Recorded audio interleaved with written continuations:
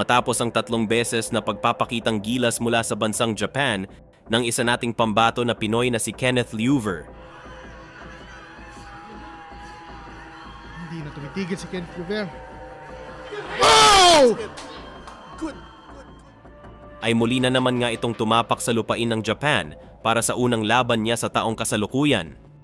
Pero sa pagkakataon na ito, hindi Japanese boxer ang kaniyang kakaharapin, kundi ang isang American fighter na si Michael Angeletti. Mas may edad ito ng 5 taon kay Kenneth Leuver at katulad ng ating Pinoy ay isa rin nga itong undefeated. Isang napakahalagang laban ito para sa tinaguriang The Lover Boy ng General Trias Cavite, sapagkat ang kanilang sagupaan ay para sa IBF Bantamweight Title Eliminator, kung saan ang mananalo ay magiging mandatory challenger ng Mexican World Champion na si Jose Salas Reyes. Kaya naman todo paghahanda ang ginawa dito ng ating kababayan sa tulong ng boxing legend at former world champion na si Jerry Peñalosa.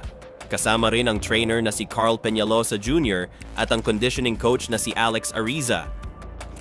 Samantala, ang pambato naman ng US na si Michael Angeletti ay ito na ang pinakamahirap na makakalaban ng ating Pinoy sa kaniyang buong professional boxing career.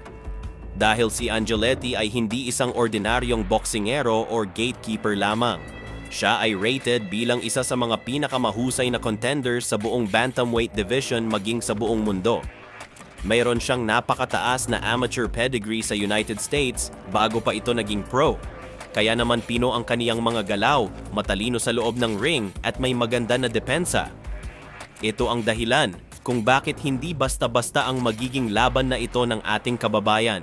At ito na ang kaniyang malaking pagsubok upang patunayan ang kaniyang kakayahan sa mundo ng boxing.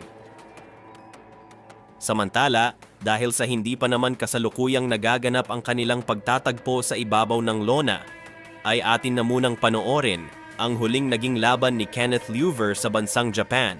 Kontra ito sa isang Chinese fighter na si Ayati Sailike. まずはジャブを一つついていきます。ボディへ相手の小さい力もサウスポーで。いいですか。そうですね。はい。まあ、いい選手ですね。ジャブをしていこうという形で走っているクレスラは左ストレート。まあ、どこでどう出してくるかですよね。はい。まあ今はまあ、一の方が煽ってきました。ボディ。まあ、ちなみに言うと、アンディ中国で戦って、花房弘樹選手と戦って引き分けているというレベルですね。はい。自信を持って、こう、あやって左手の方が何を、ボディちょっと効いたかなと、これ、ちょっと強いんですかね。まあ、ここまで出すんですけど、はい本当に相手が手出さなくても。さあ、第2ラウンドがスタートしました。ストレートで一発で目を射抜いて、まあ、相手のボディ、はい、ボディへ立てていきます。左フックいるんですが、この右のフックが返っています。すごくいいっていう、はい、クリスラバ選手ですけど。さあ、詰める。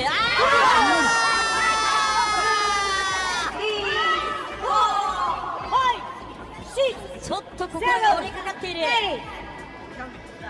あと1分ありますからね。さあ、パー、左ストレート。ちょっと心が折れてるの方がでかいかもしれない。